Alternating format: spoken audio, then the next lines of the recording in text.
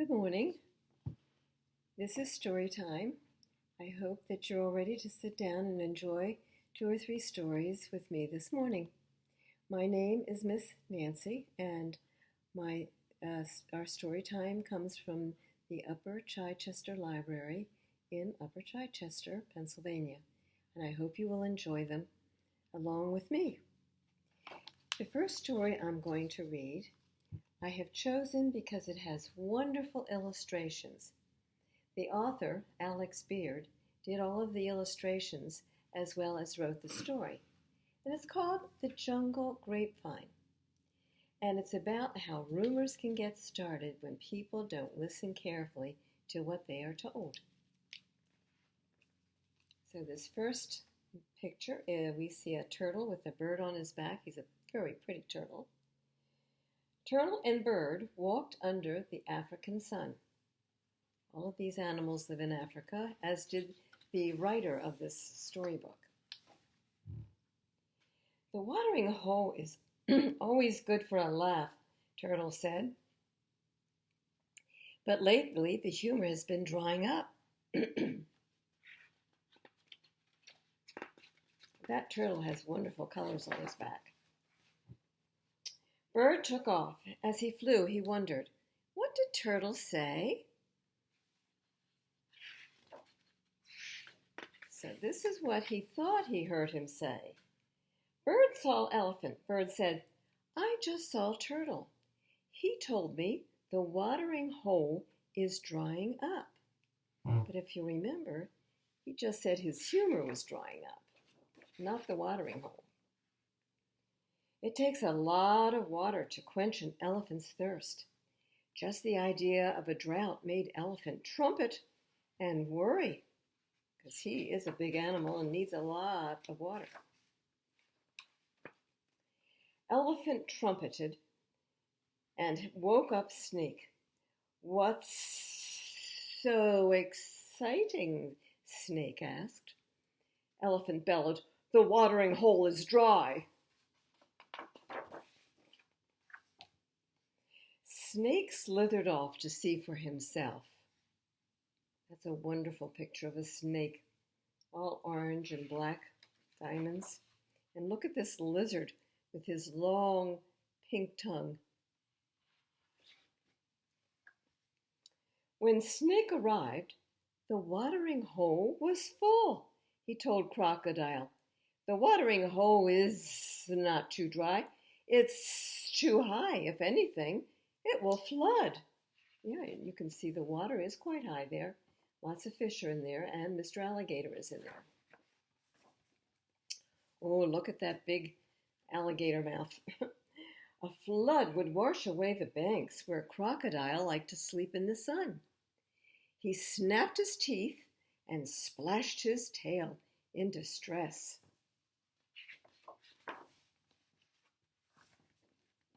Crocodile's splashing spooked a flock of flamingos. Taking flight, they filled the sky and called a warning. Croc, croc, flee, flee! There are a lot of pink flamingos there.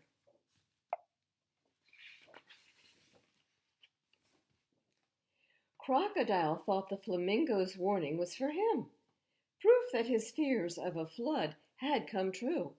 He shouted, my gracious, it has begun. Look at that crocodile jumping way up out of the water.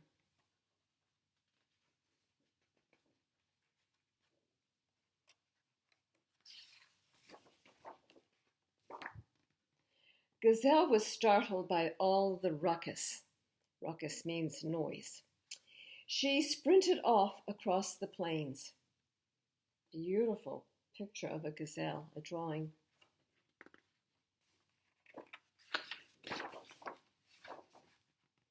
Gazelle saw a lion on the prowl. To save herself, she repeated what she thought Crocodile had shouted. Gazelle exclaimed, the migrations have begun. Now, migrations means when animals go from one part of the country to another, looking for water or food. For lion, the migrations of zebra and wildebeest herds meant very easy hunting. He trotted off to the watering hole to catch his dinner.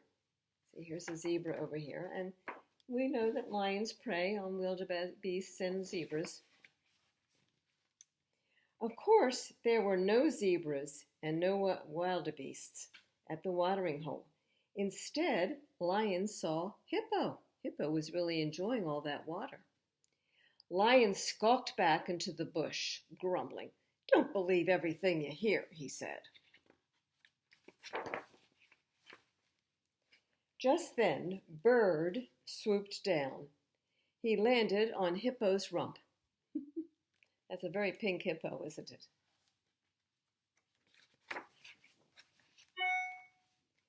Hippo wallowed down. "I love the watering hole," he said.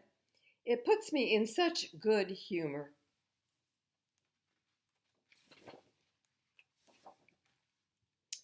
Bird flew back to Turtle. "I was just at the watering hole," he said, "and Hippo has a good sense of humor." Turtle laughed. "Hippo is funny. He jokes all the time. He jokes, and his jokes spread like wildfire, and when he gets going, there's no stopping him." Uh-oh, I wonder what rumor is going to accidentally get passed on now. Bird took off again. As he flew, he wondered, what did Turtle say? Something about a fire that can't be stopped? But we know there was no fire. He just wasn't listening carefully. So here is a picture of the writer and the fellow who illustrated all of these wonderful pictures of animals. And I thought you might also like to see the watering hole that they were all talking about. This is giving you just a sort of a brief map showing you how the gazelles and hippos and lions, they all live in the red dirt plains of Africa. So that is the end of that story. I hope you enjoyed the illustrations. I read it to you mainly because of those illustrations. I thought they were very well done.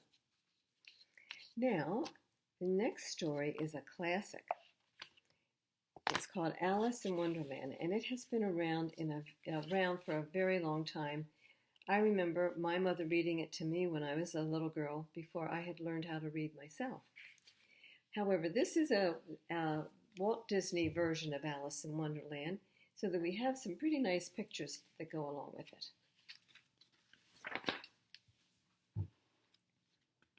Here's our little Alice. Looks like she's sitting on the top of a mushroom.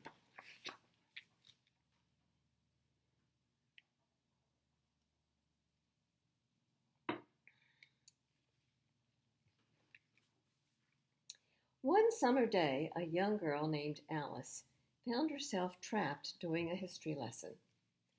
While her sister read of ancient kings, Alice crowned her cat Dinah. The day was simply too splendid for lessons, thought Alice. As soon as she could, Alice slipped away from her sister and the lessons that she was supposed to be reading about. "Oh, Dinah," she sighed, "in my world there would be no lessons. All would be nonsense." I can tell you just a little hint. I think she's going to get her whoosh for a lot of nonsense. As Alice dreamed of her Wonderland, a well-dressed white rabbit ran past. "I'm late, I'm late, I'm late," the white rabbit cried. Alice raced after him. He must be going somewhere awfully important, Alice thought. She followed the white rabbit down into the rabbit hole. Ooh. Alice squeezed into the rabbit hole, even though she knew she did not belong there. After all, she said, curiosity often leads to trouble. Alice's voice disappeared into a dark hole along with the rest of her. She floated down through the darkness. As a lamp drifted past, Alice turned it on and looked about her. "Curiouser and curiouser," she said. She's falling down this rabbit hole for sure. As Alice landed, a pair of white rabbit feet ran right past her.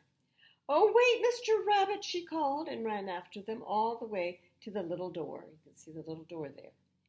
As she twisted the doorknob, a nose wiggled under her hand. What a strange place, she thought. She asked the doorknob if she could go through. Sorry, said the doorknob. You're much too big. Why don't you try the bottle on the table? A glass bottle labeled Drink Me appeared. With each sip, Alice shrank. Now she could fit through, but the door was locked. Tiny Alice couldn't unlock the door. A magic cookie made her Giant Alice, but Giant Alice couldn't fit through the door either. She began to cry, and her tremendous tears flooded the room. Alice shrank herself again and floated through the door's keyhole into the glass bottle.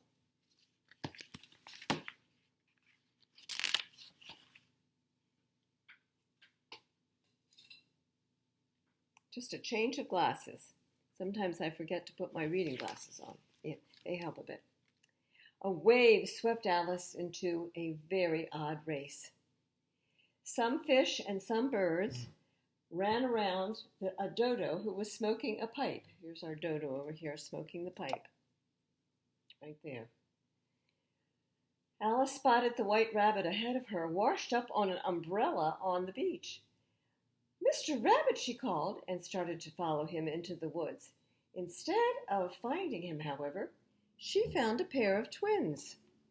I'm Tweedledee, said one, and I'm Tweedledum, said the other. Alice told them she was looking for a white rabbit because she was curious about where he was going. Tweedledee sighed. It can be dangerous to be too curious, you know. I am sure you're right, said Alice, but she hurried off to find the white rabbit anyway. She is rather determined, isn't she? Alice ran further into the wood and came upon a caterpillar making smoky vowels. See, he's smoking some kind of a pipe, and that's like an A and an E. Who are you? He asked, puffing on the U. Alice blew away the smoke ring around her head and blew the caterpillar right out of his clothes. Alice was worried until she saw that the caterpillar had become a butterfly. The new butterfly told her, one side of the mushroom will make you grow taller. The other side will make you grow shorter. With that, he flapped his new wings and flew off into the sky. So we know that caterpillars do turn into butterflies eventually.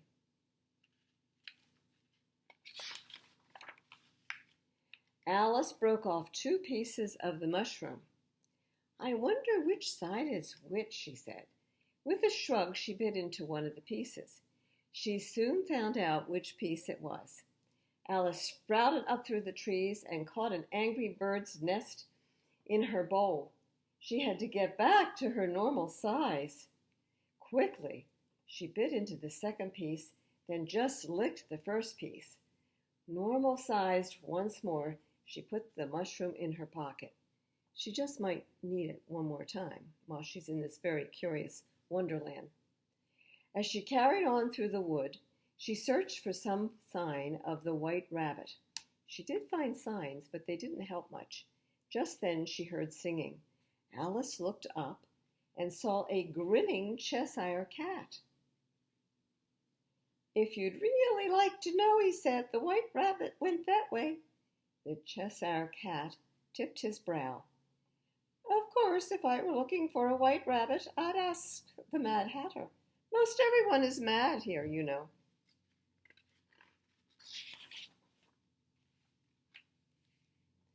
Alice walked on until she heard more singing.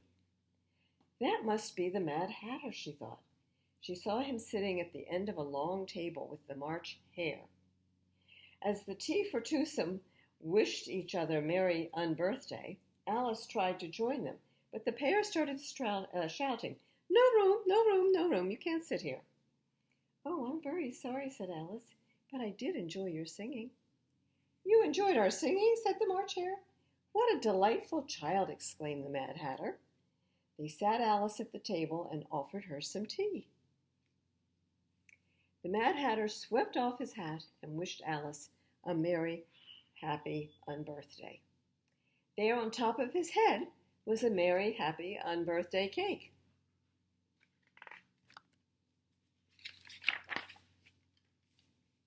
Alice blew out the candle on top of the cake and made a merry, unhappy birthday wish. No, a merry, happy unbirthday wish. As if in answer to Alice's wish, the White Rabbit appeared. I'm late, the White Rabbit cried. The Mad Hatter and the March Hare decided that the White Rabbit's watch must be broken, so they decided to fix it with lemon and jam. Alice shook her head and walked away. I've had enough of this nonsense, she said. Alice walked for a while but couldn't find the path back through the woods. I wish something here would make sense, she said to herself. This nonsense world wasn't right for her at all. Above her, Alice heard the Cheshire Cat again. I want to go home, Alice told him. The Cheshire Cat opened a door in the tree. Alice stepped through into the world of the Queen of Hearts. Oh, look at all those cards standing there with their spears all in line. The White Rabbit raced past her into the royal court. Perhaps, thought Alice, this was why he was always in such a rush. He wouldn't want to be late to announce the Queen. No one would. Her Imperial Highness, called the White Rabbit, the Queen of Hearts. The cards cheered as the Queen entered. Here comes the Queen with her king. The Queen spotted Alice. Why, it's a little girl. Now, where are you from and where are you going? Alice curtsied and answered, I'm trying to find my way home. Your way? The Queen shouted. All the ways are my way. The Queen calmed down when she learned that Alice played croquet. The Queen loved croquet, and the cards always made sure that she won.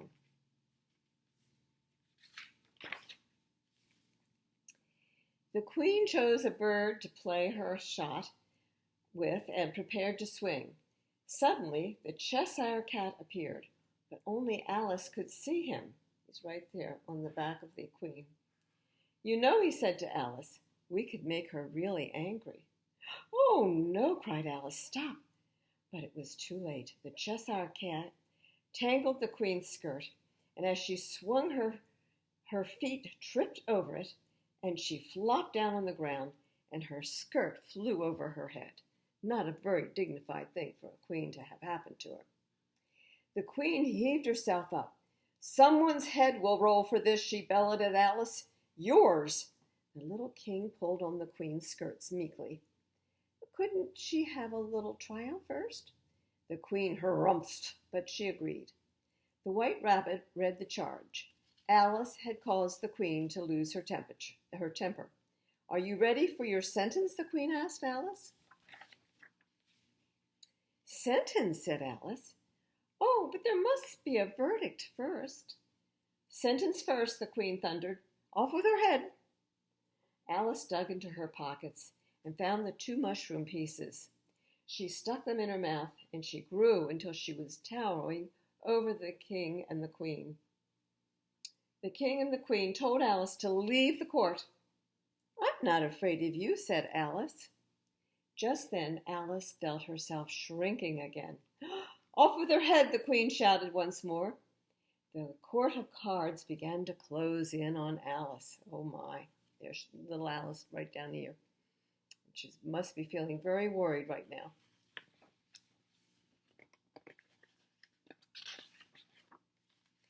The cards chased Alice down the beach through the wisps of smoke. Alice saw the doorknob and the little door again. She tugged on the doorknob. I must get out, she gasped. Oh, but you are out, replied the doorknob. Alice peered through the keyhole. There she was, asleep in the meadow, right there. Alice, her sister, woke her, and Alice looked all around. The Queen and her Wonderland were all gone. The day was simply too splendid for any more nonsense. I think Alice had fallen asleep, and that whole story was a dream that she had. There she is with her little cat, Dinah. And that's the end of this story. Now, the last story I'm going to read today is about Thomas. Thomas is a little steam engine, and he has lots of stories written about him. This is called Thomas and Gordon, and it's written by Reverend W. Audrey. And I know that my own grandson, who's almost 4, loves these Thomas books. So I have a lot of them that I can read to you from time to time. Thomas, right here, was a tank engine who lived at a big station. He had 6 small wheels, a short stumpy funnel, a short stumpy boiler, and a short stumpy dome. Everything about him was on the short side. He was a fussy little engine, always pulling coaches around. He pulled them to the station, ready for the big engines to take out on long journeys. When trains came in and the people had gotten off, he would pull the empty coaches away so that the big engines could go and have some rest.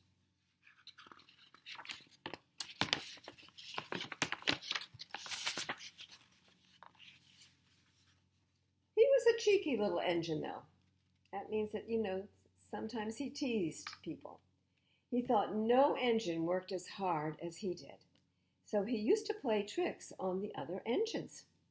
He liked best of all to come quietly beside a big engine, dozing on a siding, and make him jump by going, "Peep, peep, peep, peep, peep, peep, wake up, lazy bones," he would whistle. "Why don't you work hard like I do?" Then he would laugh rudely and run away to find some more coaches to tease.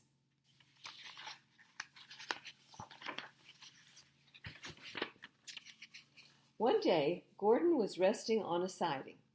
He was very tired. He had worked very hard the day before. The big express he always pulled had been late, and he had to run as fast as he could to make up for lost time. He was just going to sleep when Thomas came up in his cheeky way. "Wake up, lazy bones," he whistled. "Do some hard work for a change, and you can't catch me." And he ran off laughing. Instead of going to sleep again, Gordon thought about how he could pay Thomas back for being such a tease and waking him up. One morning, Thomas couldn't wake up. His driver and fireman couldn't make him start. The fire went out and there was not enough steam. It was nearly time for the express to come through. The people were waiting, but the coaches weren't ready. At last, Thomas started. Oh dear, he yawned. "Come on," said the coaches, "hurry up." Thomas gave them a rude bump and started for the station. Don't stop dawdling, he grumbled. Where have you been, asked the coaches crossly. Too bad they're all cross with each other. Thomas fussed into the station where Gordon was waiting. "Boop, boop, boop, boop. Hurry up, you," said Gordon crossly. "Beep, beep, beep, beep." "Hurry yourself," said cheeky Thomas. "Yes," said Gordon, "I will." And almost before the coaches had stopped moving, Gordon came out of his siding and was coupled to the train. "Boop, boop, boop, boop," he whistled. "Get in quickly, please." So the people got in quickly. The signal went down, the clock struck the hour, the guard waved his green flag, and Gordon was ready to start.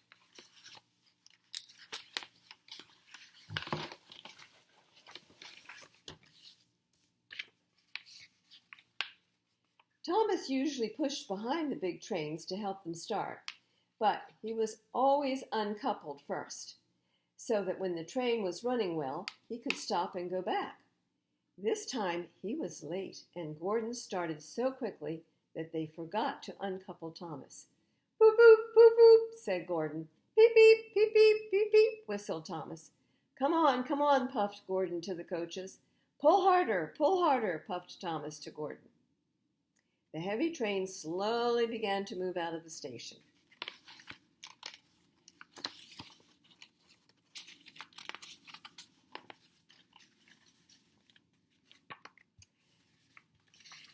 The train went faster and faster. Too fast for Thomas. He wanted to stop, but he couldn't. Peep, peep, peep, peep, stop, stop, he whistled. Hurry, hurry, hurry, laughed Gordon in front. You can't get away, laughed the coaches. Poor Thomas was going faster than he'd ever gone before. He was out of breath, and his wheels hurt him. But he had to go on. I shall never be the same again, he thought sadly. My wheels will be quite worn out.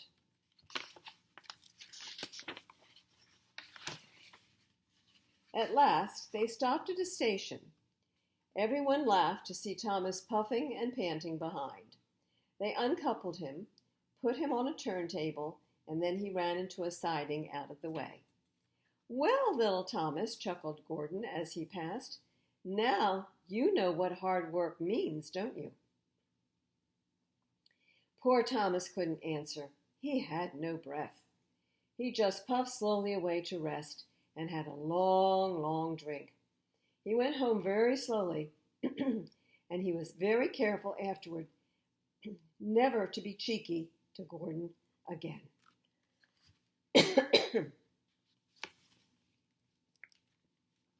That's the end of that particular story, but it reminds us that, we need to be very careful not to tease other people and make them feel bad, because they could always tease us right back and make us feel bad. Now, I would like to tell you about something that is happening this summer that you all really should know about, because it's for all the children. There will be a camp that's going on at the Township Building on Fury Road. However, Tuesday nights through most of June and all of July, they're going to have a family fun night. On June the 15th at 6:30, the summer reading kickoff party is going to occur. Mr. Andrews is going to be there to play music. There'll be some food for everyone, and there'll be fun for the families. Children can sign up for the summer reading club at that time and get their reading logs and start reading to get prizes all summer long. On June 22nd at 6:30, again at the Township Building, a local beekeeper by the name of Warren Graham will be talking about honeybees to us. On June the 29th at 6:30, we have a magician coming, and it's an event for the entire family. Everybody always enjoys magic tricks. July 6th, 6:30 again, the local police dog Elu is coming to visit. On July 13th, 6:30 again, the Pirates from Marcus Hook will make a presentation. I'm not sure what that's about, but it sounds promising. July 20th, we're not sure what we're doing, but there will be a program for sure. July 29th is the end of the summer ice cream social with Mr. Andrews playing music, and it will be free for all to come and enjoy as they say goodbye to summer camp and the summer reading program. So I do hope that you all will come to the library. It will be opened on an appointment basis. As you know, June 8th is when it will be starting. You can come and pick up any of the books that I've read to you, or, to have some time to select some books that you would like to read yourself. Goodbye for now, until next week.